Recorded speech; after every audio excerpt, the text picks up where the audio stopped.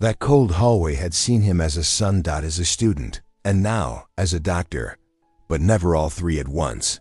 Until that night, the white light didn't bother him anymore. Neither did the smell of the hospital. Malik Thompson, a second-year resident, knew exactly what to do, but nothing he'd learned had prepared him for what he found in Room 3. Code Blue. Room 3. Adult. Confirmed cardiac arrest. He ran, pushed the door open, took control of the scene. Epinephrine. Paddles to 200. Go. Still nothing. One more. Clear. Weak pulse. He's back. Everyone breathed a sigh of relief. Except him. Because it was only after the room calmed down that Malik looked at the patient's face and froze. There, intubated, motionless, was Dr. Stephen Wexler, the same man who, 13 years earlier, had worn the white coat and chosen to treat another patient who arrived later while Malik's father died. In the waiting room. Now, lying in that bed, with a pulse of 96 beats per minute, he was alive because Malik had saved him. Malik was only 13 years old that day. And he held his father's hand like he was holding on to life itself. Aaron Thompson, a 42-year-old black man, a city maintenance worker, chest pain, shortness of breath, sweat dripping down the collar of his uniform shirt. The waiting room was packed, suffocating with disinfectant and the buzz of fluorescent lights. Please, someone help my dad. He can't breathe. From behind the counter, a nurse looked up, but hesitated. She went to get someone. Minutes later, Dr. Stephen Wexler appeared down the hallway, spotless white coat, clipboard in hand. Malik rushed toward him. We've been here for a long time. He needs help. Wexler glanced quickly at Aaron, then at the clipboard, then at a white man who had just arrived, wearing a suit, with a worried wife by his side. Priority for Mr. Hughes, Room 1. Malik felt his stomach twist. Doctor, please. We were here first. My dad can't even talk. No one answered. And Malik stood there, shocked, outraged. The sharp ticking of the clock above the desk marked each second slipping away. 13 minutes later, Aaron groaned, clutching his son's arm. He tried to say something, but coughed. His lips turned bluish. His breathing turned into a wheeze. His whole body shook, then collapsed, like his bones had vanished. That's when the chaos began, but it was too late. They rushed him inside, but the time they lost would never come back. Inside the trauma room, Malik could count the attempts. Charging. Clear. Shock. Silence. Again. When the monitor turned to a flat line, a nurse covered Aaron with a seafoam green sheet. The smell of burnt pads, the steady beep, the sheet rising over his father's face. It all branded itself into Malik's eyes and ears. Opened his mouth, but no sound came out. Until 5 heartbeats later, the scream finally burst out. You killed my dad. The echo traveled down the hallway, slammed through metal doors, and never left the memory of anyone who heard it. Aaron's body was still in the trauma room when Malik broke free from his mother and ran down the hallway screaming like a madman. Shoved the clipboard off the reception desk, knocked over a trash can, slammed into a phone station, and kicked in 4 poles so hard the bag of Ringer solution burst on the floor. You let him die. You chose. His screams were sharp. He was all we had. And now we have nitrogen monoxide 1. Denise Thompson ran after him, eyes red, face sweaty, blouse still stained with breakfast and despair. Malik, baby. Please, but the boy didn't. Here. He rushed toward the white coat walking away down the hallway. It took a security guard to grab him by the arm. He's just a grieving kid, sir. Let him go. The voice came from behind. Steady, without hesitation. It was Dr. David Coleman, stepping out while removing his gloves. He wrapped his arms around the boy, knelt with him right there on the hospital floor, in the middle of the tumult. Chaos, and looked him in the eye. Still shaking. You have every right to scream. Every right to be angry. But listen to me, Malik. If one day you want to give this back to the world, don't do it like he did. Malik was still crying. His left hand trembled like he was holding an invisible syringe. Coleman went on, "Go study, go grow. Be better than all of them. And when you get the chance, make it count." The words hung in the air, even after the nurses arrived, even after security let his mother through, even after the hospital, afraid of a lawsuit, chose not to charge a single cent for the damage or file a report. Outside, when Denise squeezed her son's hand, he didn't squeeze back. The next morning arrived as if it carried too much weight. Sunlight hit St. Bridget's windows, yet inside the hospital, the air was ice and whispers. On the third floor, the board met in a rush. Reports about an incident involving a minor, scribbled notes, eyes avoiding names. "We need to shut this down before it becomes a headline." "And Dr. Wexler? He's requested a transfer to Boston. We'll approve it." In another room, Denise Thompson, puffy-eyed, sat across from a hospital attorney. Paperwork ready, waiver of medical fees, a token settlement, a confidentiality clause. "I'm not signing anything now. I need to bury my husband first." But Aaron had already been taken by a courtesy funeral service, another attempt to erase traces. Denise left without signing. She took only the death certificate. Sudden cardiac failure. Wait time, 13 minutes. After the funeral in the tiny Maple Street apartment, Malik sat in the armchair that still smelled of his father's grease. Aaron's work boot rested by the door, as if it would be slipped on the next morning. Malik picked it up gently. It fit almost entirely in both cupped hands. "I promise." He didn't cry anymore. The tears had turned to hot iron inside his chest, and the silence to armor. The hospital smothered the case. Internal notes filed away. Cameras under maintenance at that hour. No public statement. Yet in break rooms, nurses whispered about the boy who had screamed. "They say he wrecked half a hallway." And the doctor? Already gone. The name Wexler became Forbidden's echo, a reminder that black lives could fade into a footnote. 3 days later, Dr. David Coleman visited Malik and Denise. "Your father worked maintenance. Fixed everything, right?" Malik nodded. Coleman handed over a yellow flyer. "Community mentorship program. Scholarships for youth in STEM. This is your first step. It's not charity, it's investing in a needed future." Denise held the flyer like a map. Malik took it back. "I'll fill it out myself." That third night without his father, Malik spread a sheet over the only table and opened his 6th grade math book, fractions blurred by tears still falling. Denise set a glass of water beside the notebook. "He always said you could be whatever you wanted. I'm going to be a doctor, Mom. And when you meet that man again, son." Malik closed the book, met her eyes. "When I meet him, I won't be like him. I'll do better." Outside, a car rolled by with the radio playing soul music. The chorus spoke of rising after the fall. Malik didn't catch the words, but the rhythm settled in his heart as a reminder. The silence imposed by the system would never silence the promise he made to his father. 13 years later, the hospital looked like a different place. New furniture, new equipment. But the smell was still the same. Malik climbed the stairs 2 at a time. Internal medicine resident, second year. 20-4 years old. White coat, badge that read, Dr. Malik J. Thompson, internal medicine, PGY2. No one there knew what that place meant to him, and he didn't tell. Not to colleagues, not to supervisors. The old pain had become an invisible muscle, always tense, but functional. Only his mother still asked, "Are you sure this is what you want, son, working there?" And he always answered the same way, "It's where I need to be." That week, the hospital was overwhelmed with respiratory cases. Double shifts. Exhaustion carved under their eyes, but Malik kept up the pace. Until that Friday night. When a new patient collapsed right after triage. Cardiac arrest. Code blue. The team ran. Malik took the lead. He was focused. Fast, precise.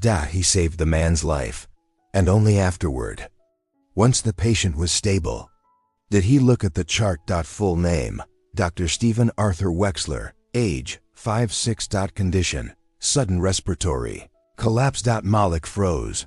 The hospital air felt heavier than usual. His father's name came to mind before any rational thought. Aaron. He closed his eyes for 3 seconds. Remembered the grease-stained work boot. Remembered the green sheet over the face. Then he opened his eyes again, and there he was, the man who let his father die. Saved by his hands. Malik washed his hands slower than usual. The foam slipped between his fingers, but it didn't seem to wash away what he was feeling. In front of the mirror, his reflection still wore the white coat, but inside, he was just an 11-year-old boy again, with sweaty palms, a trembling chest, and a scream stuck in his throat. He walked out of the resuscitation room without saying a word. No one noticed. Just another exhausted resident on another chaotic night. But inside, Malik was unraveling. In the empty cafeteria, he left the coffee untouched and stared at the floor. He remembered Dr. Coleman's words, 13 years earlier, when you get the chance, choose to save. That's what he'd done, hadn't he? Chosen to save. So why didn't it feel like enough? Asterisk. For years, he had dreamed of this moment. Sometimes he imagined the man apologizing. Sometimes, not even that. Sometimes he just wanted Wexler to know that the boy he ignored had grown. But now he knew, and still, it hurt. It hurt because Malik didn't feel relief. Or justice. Or pride. He felt only the weight. Of what had been, of what could have been, and of what still was, even after everything. The clock read 5:38. End of shift. Malik decided to return to room 218. He wanted to check the vitals. Wanted to see if the medications were working as expected. Wanted to understand why he hadn't been able to breathe right since the code blue.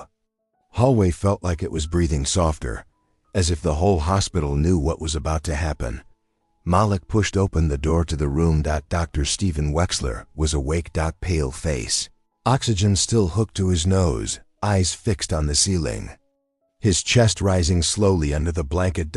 When Malik stepped in, Wexler turned his head slowly, read the badge, noticed the color of his skin. Malik checked the electronic chart, reviewed his blood pressure, recorded his urine output.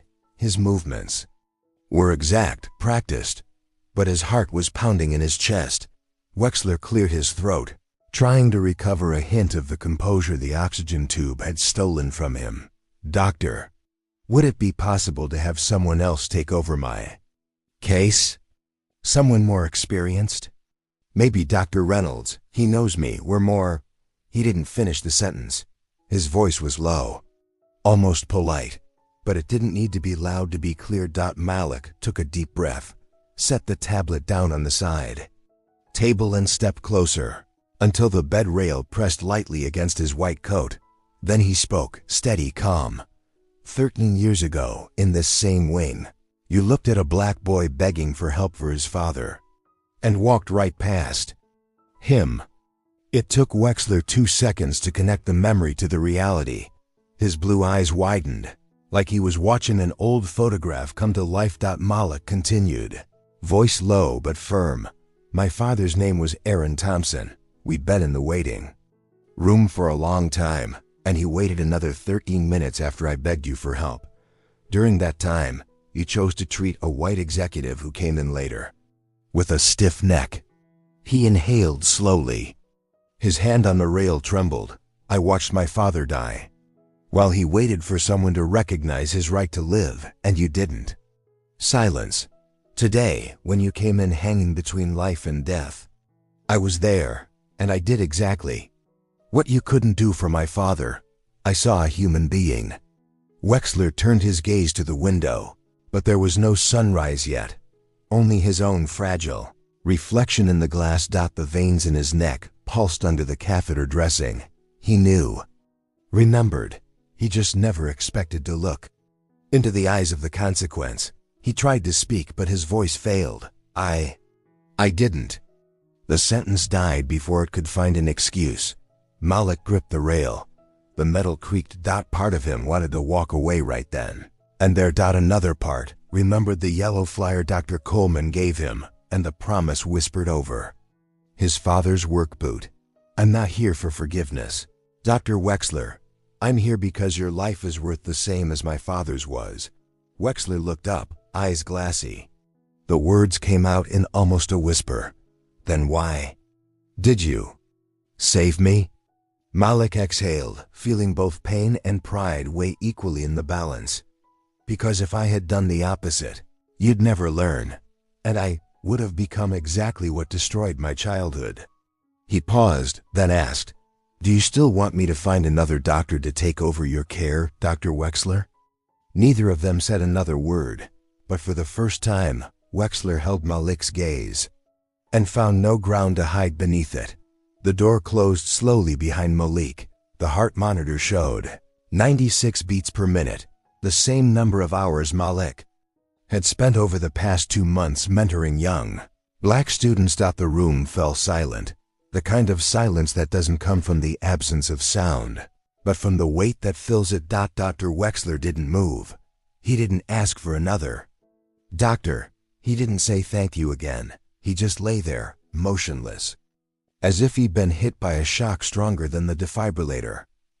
Outside, Malik leaned against the cold hallway wall, took a deep breath, but it didn't come all the way. He wanted to feel relief. That he wanted to feel strong, but all he'd felt was an exhaustion that wasn't physical. It was ancestral. 13 years of silence.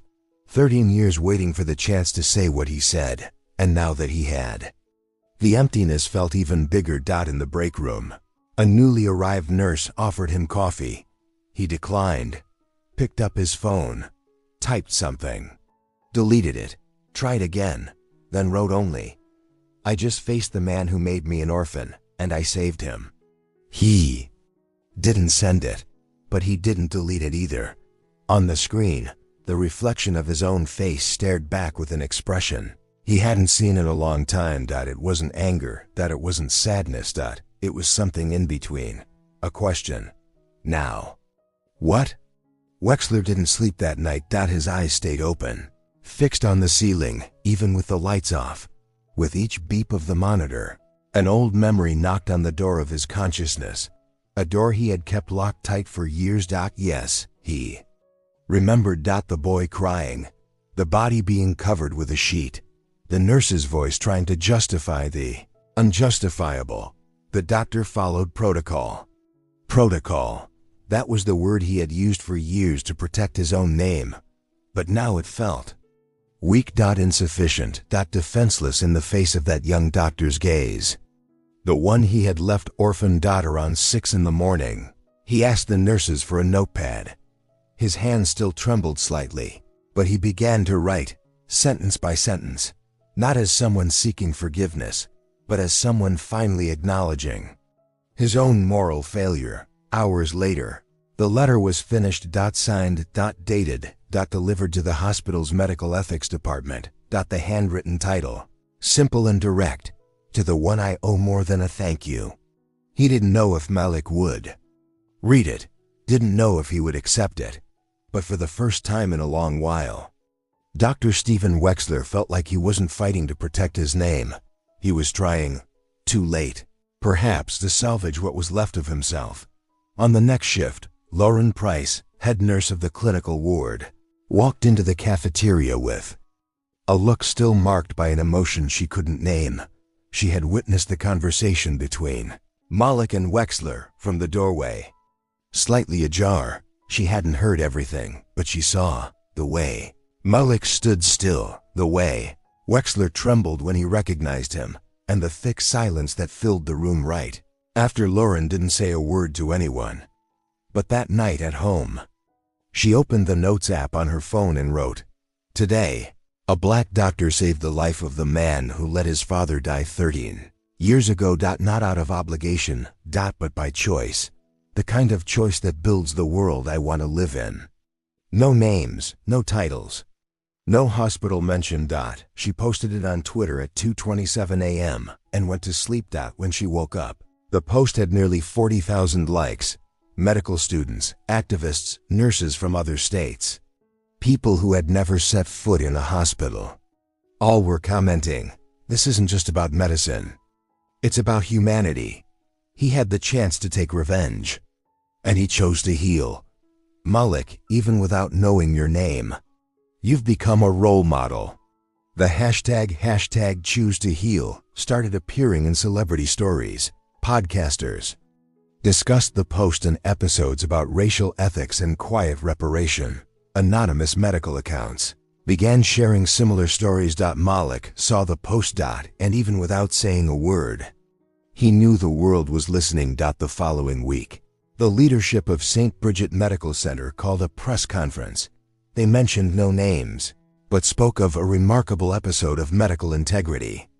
They announced the launch of a new initiative, Project Recode, a mentoring and research hub for underrepresented students in medicine, led by Black, Latino, and Indigenous residents, with scholarships, infrastructure, and a real voice. Invited to join the committee, he accepted, but with one condition: that no story would ever be erased again. Not his. Not anyone's. Meanwhile, in Boston, a letter signed by Stephen Wexler was circulating among hospitals and ethics boards. It was simple, direct, unvarnished. For nearly 2 decades, I convinced myself I had followed protocols. Today, I understand. I followed prejudices, and a black boy had to grow up, become a doctor, and give me a second chance so I could grasp the value of the life I refused to see. The letter reached the newspapers and went more viral than the press conference, more than the program itself. Once someone linked it to Lauren's post from the week before. After all, it was a prestigious white physician publicly admitting he had failed, not from incompetence, but from racism, and that he had been saved, literally and morally, by the very person he had tried to erase. The public response was intense, amplifying the wave of change Lauren had sparked, even unintentionally. In the hospital corridors, something began to shift. Silences grew shorter, conversations more direct, eyes more attentive. Malik didn't become a hero. He didn't want to be a symbol, but without saying a word, he gave everyone there a new choice: repeat the story or rewrite it. Not every mistake can be fixed. Not every wound can be repaid.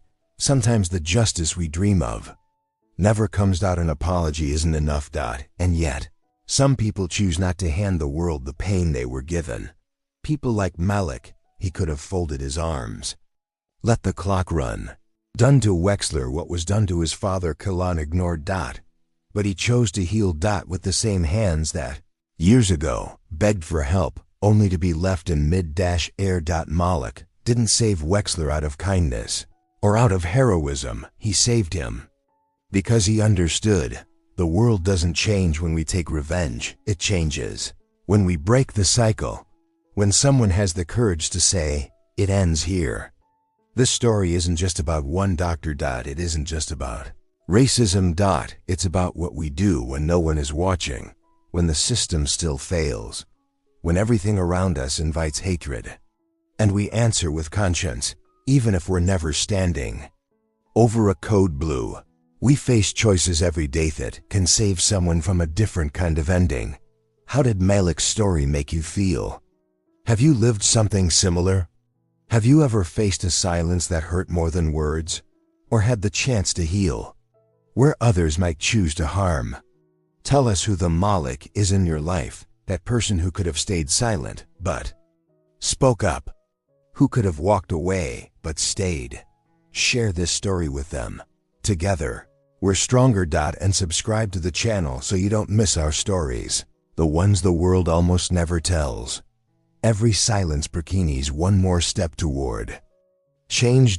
And every step matters.